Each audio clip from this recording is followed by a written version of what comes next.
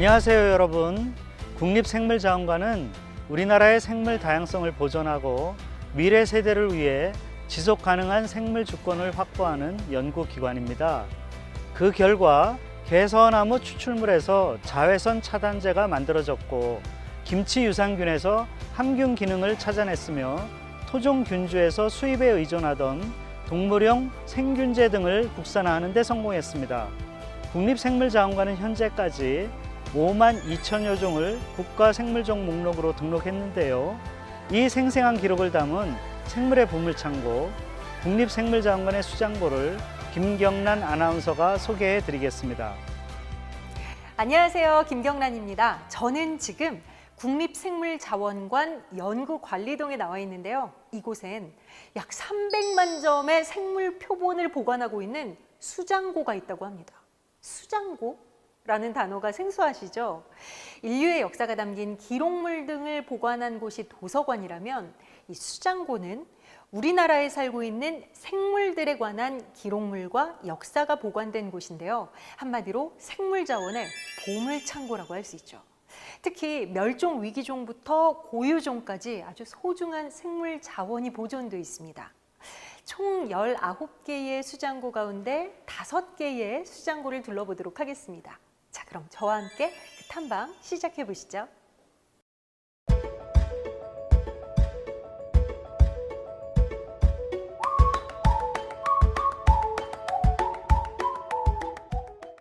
생물학자 찰스 다윈은 지금껏 마주친 생물 중 가장 특별한 것은 식물이다 라고 말했는데요. 그만큼 식물이 인간에게 주는 다양한 가치가 많다는 얘기겠죠. 자, 이곳은 식물 표본 수장고입니다. 세계적으로 우리나라에서만 자라는 종도 많다는데요. 그중에 크리스마스 나무 트리의 원조인 그 나무도 있다는 놀라운 사실.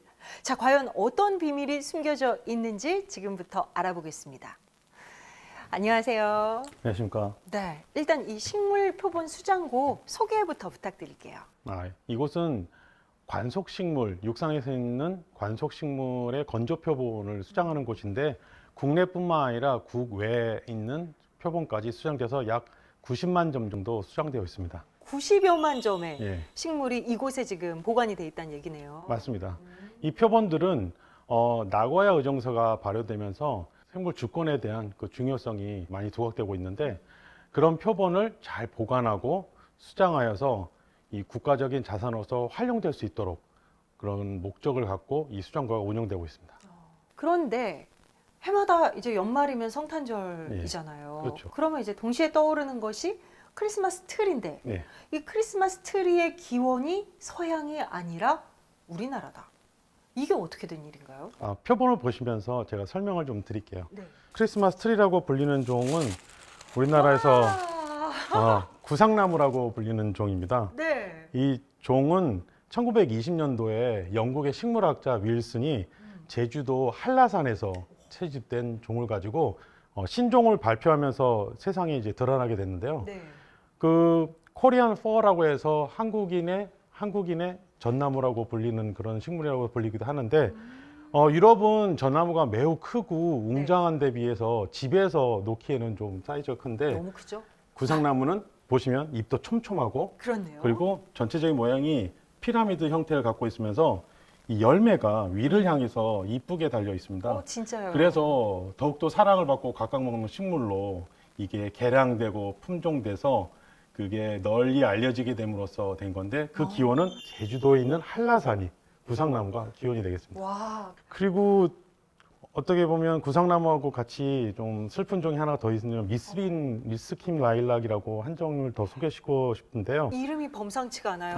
미스킴? 미스킴 라일락입니다. 오. 이게 원래 우리나라 국명으로는 털개회나무라고 불리는 종인데 네. 이 종은 1947년도에 미국 군정부 시절 때 네.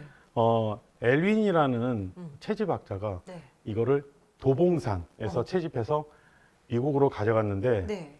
사이즈도 작고 향도 오래가고 그래서 너무 사랑을 받게 되면서 품종 개량이 다량으로 일어나서 그 사랑을 받게 된 종입니다. 그렇군요. 그런데 이게 슬프게도 1970년대엔 그게 우리나라로 역수출되는, 그러니까 우리가 수입을 하게 되는, 수입을 하게 되는 그런 종이 되고 말았죠. 만약에 생물 다양성 협약이 발현이 되고 그리고 생물 주권이 이제 허용이 되는 지금 이 시점에서 이 두 종이 만약에 우리가 주권을 행사했으면 아마 로열티를 가져오는 아주 큰 효자종이 아닐까라는 생각이 좀 듭니다. 생물 주권에 대한 이야기를 해주셨잖아요. 근데 요즘에 이제 또 한번 좀 떠들썩했습니다. 몇 년 전부터 핑크뮬리가 참 인기를 끌어서 많은 분들이 거기 가서 사진도 찍고 그래서 많은 분들에게 알려지고 사랑을 받고 있는데 이것도 사실 우리나라 토종식물이 아니라면서요. 핑크뮬리는 미국의 남동부에서 자라고 있는 초착식물입니다. 그쪽의 자생식물이라고 볼 수 있겠죠.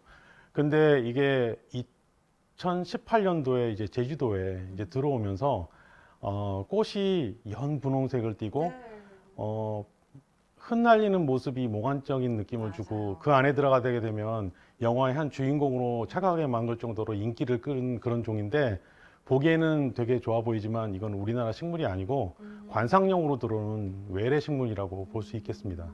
이 제주도라는 지역이 이 섬이라는 특수한 환경에 있는 데다가 그 면적이 제한적이기 때문에 이 외래에서 들어온 식물의 영향이 어떻게 퍼져나갈지에 대한 거는 미지수로 남아 있고요. 해외에서 들어온 이 식물은 그 생태계 교란 2급, 2등급을 받으면서 지금 제주도에서는 이 식물에 대해서 다시 한번 재조명을 하고 있는 그런 입장입니다. 박사님, 근데 생태계를 교란시킨다 하면 저희가 그냥 머리로는 이해가 가는데요. 그 교란이 되면 어떤 상황이 벌어지는 거예요? 예를 들자면? 그 분포 지역이 한정적이기 때문에 이미 차 있던 자리에 새로운 종이 들어오게 되면 있던 게 밀려나는 밀려나는 수가 있습니다. 어떻게 하면 돼요? 뭐 예를 들면 가을에는 주로 털머위라는 우리 자생종이 있습니다. 노란색 꽃을 피우는데 그런 종이 제주도와 울릉도에 이제 자생하는 종인데 그런 자생종을 이용해서 관상용으로 심으면 아주 가장 좋을 거라고 저는 생각하고 있고요. 이름이 뭐라고요? 털머위라고 합니다. 털머위. 아무데나 심고 할 수 있는 그런 것들 말고 좀 더 잘 규제를 하고 맞습니다. 그 영역을 좀 지정을 해서 맞습니다. 할 수 있는 방법. 이렇게 참 우리나라의 소중한 자생종들, 고유식물들도 참 많은데 사실 우리에게 익숙한 건 좀 죄송하지만 뭐 핑크뮬리, 코스모스, 유채 이런 것들이 사실은 좀 친숙한 식물이었던 것 같아요. 그런데 앞으로는 좀 작고 소박하더라도 우리 고유의 그런 우리나라 식물이 더 많이 알려져서 우리 가까이에 늘 좀 같이 머물렀으면 좋겠다는 생각이 드네요.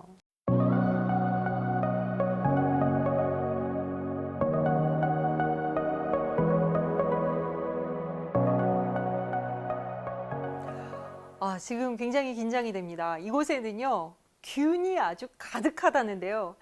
아주 귀한 균류를 보관하고 있는 균류 건조 표본 수장고에 와 있습니다. 자, 이곳에 과연 무엇이 있는지 이야기를 좀 들어보도록 할게요. 안녕하세요. 안녕하세요. 네. 긴장이 되고 떨려요. 균 요즘에 약간 무섭거든요. 전혀 긴장 안 하셔도 됩니다. 여기서 해칠 건 하나도 없습니다. 아, 그래요? 네. 그러면 여기에는 대체 뭐가 있는 건가요? 여기에는 우리가 일반적으로 하면 버섯이 있고요. 네. 그리고 또 지으류, 그리고 곰팡이 이런 애들을 장기 보존하고 있는 곳입니다. 버섯이 일단 균류라는 것도 네. 사실 왜냐면 버섯은 그냥 채소류. 생물을 보면 크게 세 가지 그룹으로 나눌 수 있어요. 네. 동물, 식물, 균괴. 아, 하나의 계열로 따로 있습니다. 다른 집안입니다.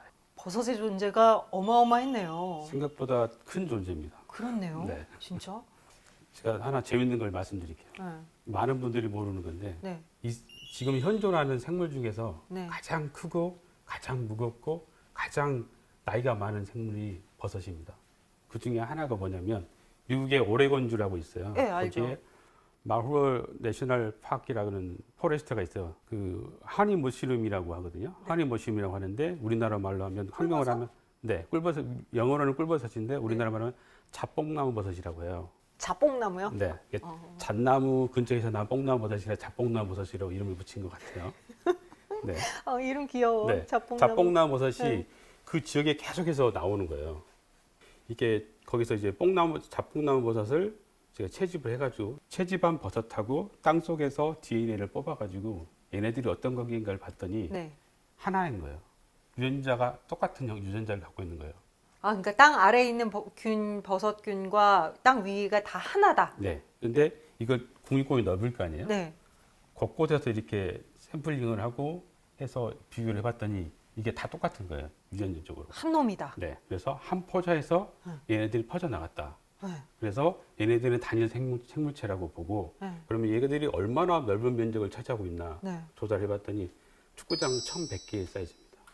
그리고 얘네들 나이를 한번 추정을 해봤어요. 네. 이게 얘네들이 매년 조금씩 자라잖아요. 균사라는 게 자라나가는데 얘네들이 그 나가는 속도하고 면적하고 비교를 해봤더니 한 1,900년에서 8,600년 전부터 살았다고 보는 거예요. 그러니까 그 중간값을 잡더라도 한 5,000살이 된 거죠, 얘네들은. 5,000년 동안 거의 살고 있었던 거고, 또 얘네들의 무게를 한번 측정을 해봤어요. 몸무게가 얼마나 나갈지. 네. 그 땅속에 있는 균사 이런 것들 비교해가지고 생물량이라는 걸 측정을 하거든요. 네. 측정을 해봤더니 한 35,000톤 됩니다, 무게가. 그래서 지구상에서 가장 큰 생물이 버섯이란 말이 나온 겁니다. 그래서. 버섯 보면은 산에서 맛있다고 다 따서 먹었다간 큰일 나잖아요. 네. 근데 독버섯은 화려하다라는 얘기가 있거든요. 근데 그거는 왜 그러는 거예요?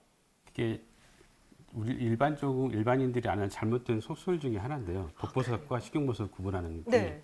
화려하면 독버섯이다. 그리고 맞아요. 근데 새하얀 버섯이 있어요. 어. 완전히 하얀. 네. 도구산 광대버섯이라고 있거든요. 정말 하얗습니다. 광대버섯. 네, 도구산 광대버섯. 그 광대버섯이 미칠 광자예요.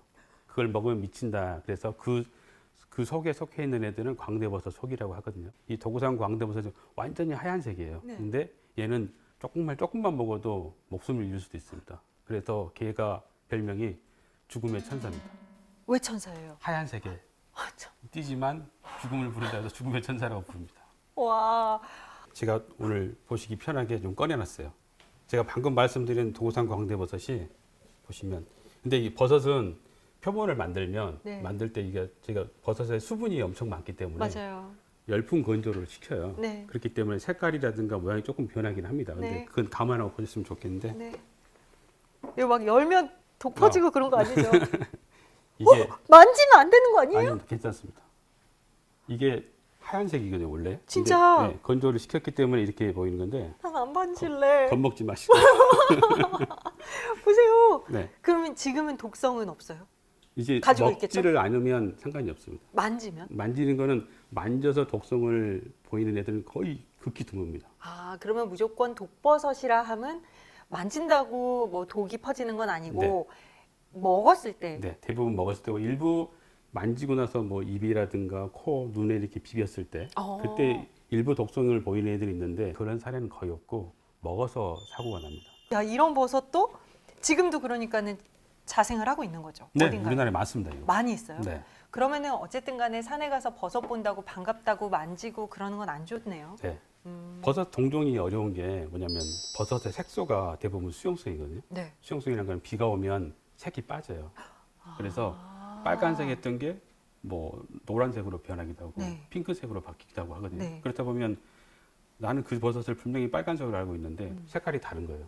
그럼 이게 근데 이 사람이 이게 같은 종이라는 걸 판단을 못하고 아 이거는 먹어도 되는 종이라고 잘못 동정을 해서 사고가 많이 나는 거예요. 그렇네요. 네. 그러니까 일단 산에서 보이는 버섯은 안 드시는 게 좋을 것 같아요. 네, 맞습니다. 왜냐면 알 수가 없으니까. 그리고 네. 독버섯이라고 판명된 건 누군가가 먹어서 탈이 난 적이 있는 버섯만 아직 확인이 독버섯이다라고 판결이 난 거기 때문에 일단 무슨 버섯이든 그냥 눈으로 보고 와 저기에 버섯이 있네까지만. 네. 그런 의미에서 그러면 이 수장고 안에 있는 버섯 중에 박사님이 생각하기에 참 예쁘다. 왜냐면 버섯 사랑하시잖아요. 네. 그러니까 우리가 좀 이 버섯 예쁘다라고 느낄 수 있는 버섯 하나 좀 소개해 주세요.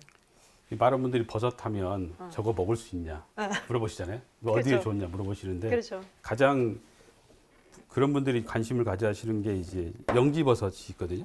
영지버섯 좋은 거 아니에요? 네, 본 겁니다. 그래서 이렇게 와. 이거는 많이 주셔도 돼요. 독버섯이 와. 아니기 때문에.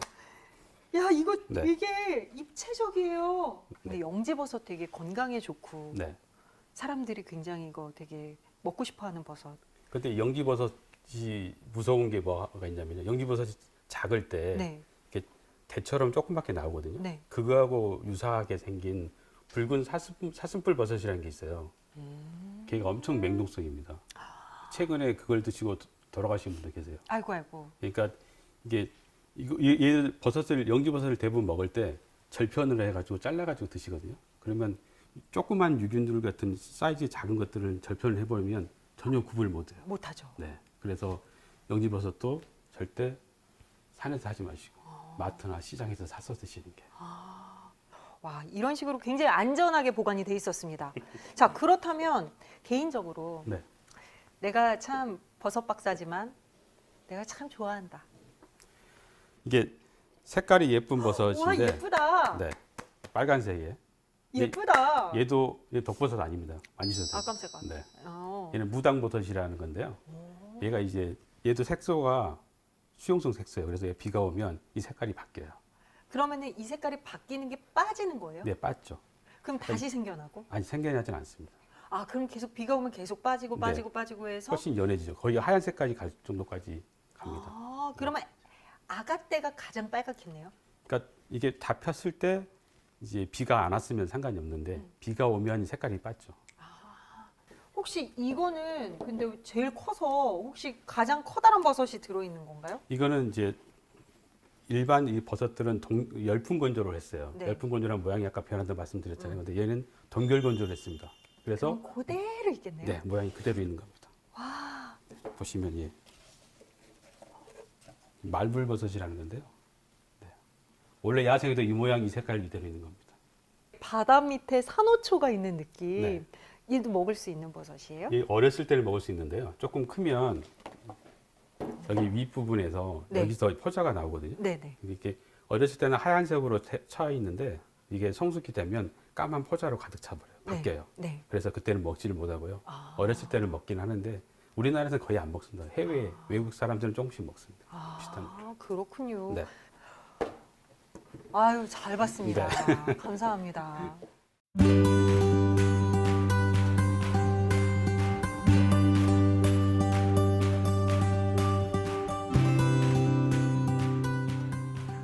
수장고가 다 비슷비슷하게 생긴 거 아니야? 다 비슷비슷한 것 아니야? 라고 생각하실지 모르겠는데요. 여기는 바로 곤충 건조 표본 수장고입니다. 그러니까 이 안에 곤충이 어마어마하게 있다는 얘긴데요. 자, 과연 어떤 곤충들이 있는지 이야기를 들어보도록 하겠습니다. 안녕하세요. 네, 안녕하세요. 네. 근데 곤충 하면 약간 막 다리 많고 날개 많고 네. 그래가지고 우리는 좀 징그러워할 수도 있는 곤충들을 연구하는 박사님이 이렇게 코스모스 같은 하늘하늘 여리여리한 박사님이셨어요. 네. 자, 우리 일단 이 곤충 건조 표본 수장고에는 어떤 것들이 있는 건가요? 지금 여기는 건조 표본이 말 그대로 있고요. 네. 사실 곤충 표본은 엑침하고 슬라이드하고 건조가 있는데 이곳에는 건조만 있어요. 그러니까 이제 어떻게 말해야 되나? 흔히 말해서 날개가 2쌍, 다리가 6개. 그리고 이렇게 말 그대로 펴서 이렇게 건조를 시킨 표본들이 여기에는 다 수장되어 있어요. 자, 그러면 이 수장고 안에는 현재 한 어느 정도의 곤충들이 저희가 매년 업데이트가 되는데 분기별로 했을 때 요번 상반기 그러니까 6월 기준으로 했을 때는 약 65만 점을 저희가 수장을 하고 있고요. 와. 실제적으로 이 공간에는 약 400만 점을 저희가 수장할 수 있는 공간은 되어 있어요. 그럼 이 수장고 안에 가장 그래도 박사님께서 네. 좀 정이 간다 싶은 곤충은 뭐예요? 이제 예쁘다고 생각하는 거 그리고 이제 여기 외부에서 손님들이 오셨을 때 네. 가장 반응이 좋고 막 사진을 가장 많이 찍으시는 게 이제 보셨는지 모르겠지만 비단벌레예요. 이렇게 비단벌레는 어머! 정말 색깔이 정말 너무 예쁘지 않나요? 이거 네. 약간 그 뭐라 그러지? 사이버. 네, 되게 이렇게 우리가 흔히 말하는 광택적인 색깔이 예. 이렇게 보면 색깔 다르고 이렇게 맞아요. 보면 색깔 다른. 네, 네, 네. 와, 근데 예. 얘네들은 정말 태생이 남다르네요. 예. 어떻게 이런 색깔을 갖고 태어나요? 그러니까요. 그래서 천연기념물로 지정되어 있고요. 멸종위기 야생 동식물 2급으로 지정되어 있는 거예요. 그래서 함부로 잡거나 그러면 안 돼요. 그리고 개체수가 굉장히 적어요. 네, 왜 개체수가 적은지 알겠는 게 정말 반짝반짝거리고 빛나고 너무 예쁘죠. 너무 예쁘기 네, 때문에 맞아요. 눈에 잘 띄어서 네. 위험하겠어요, 생존이. 근데 지금 보니까 매미도 네네. 여기는 뭐야, 여기 털매미. 털매미. 아, 매미도 이름이 되게 많네요. 그렇죠. 이 얘는 느털매미? 네.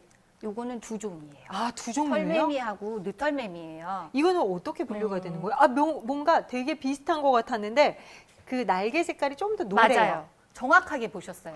털매미하고 느털매미는 거의 흡사해요. 어. 그런데 날개, 뒷날개의 문양이 서로 다르잖아요. 네. 이걸로 구분을 해요. 아. 그래서 이렇게 날개를 접고 있을 때는 실제적으로 보시면 아시겠지만 구분이 어려워요. 그렇네요. 네. 그런데 이 털매미하고 느털매미가 굉장히 재밌는 게 있어요.